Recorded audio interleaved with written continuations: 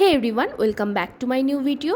তো finally exam শেষ আর আমরা ফ্রেন্ডসরা মিলে একটু বেরিয়েছিলাম। আমার সাথে ছিল শ্রেয়সী আর জয়িতা, আর কিছুটা পথ যেতেই আমরা পেয়ে গেছিলাম শৈলীকে। আর ও ব্যাগ কেন এনেছিল এটা আমরা বুঝতে না পারে ওকে নিয়ে ভীষণ মজা করি। আর এই মজা করতে করতে আমরা দীপাকেও দেখতে পেয়ে যাই, যে রাস্তার ওই পার থেকে আমাদের হাই বলছিল। এরপর আমরা চলে যাই নিউ মার্কেটে তরুণে আহ্বানে উল্টো দিকে একটা নতুন দোকান খুলেছিল, সেখানেই আমরা গিয়েছিলাম। কিন্তু সেখানে ভিড় থাকায় আমরা চলে গিয়েছিলাম দুর্গাবাড়ির পাড়ায় ঠাকুরটা দেখতে। আর সেখানে গিয়ে দেখি লাইট অফ করা ছিল, যার জন্য কোনো ভিডিও ক্লিপ নিতে পারিনি।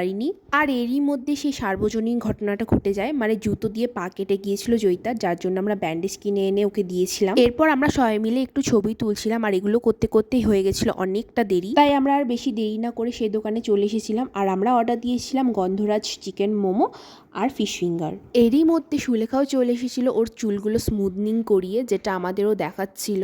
এইসব করতে করতে আমাদের খাবারও চলে এসেছিল। প্রথমে এসেছিল ফিশ ফিঙ্গার, যেটা আমরা 3 জন খেয়েছিলাম। আর এটা টেস্ট আহামরি কিছু ছিল না, ঠিকঠাকই ছিল। এরপর দিয়েছিল আমাদের চিকেন গন্ধরাজ মোমো, যেটা খেতে একদম বিচ্ছিরি ছিল।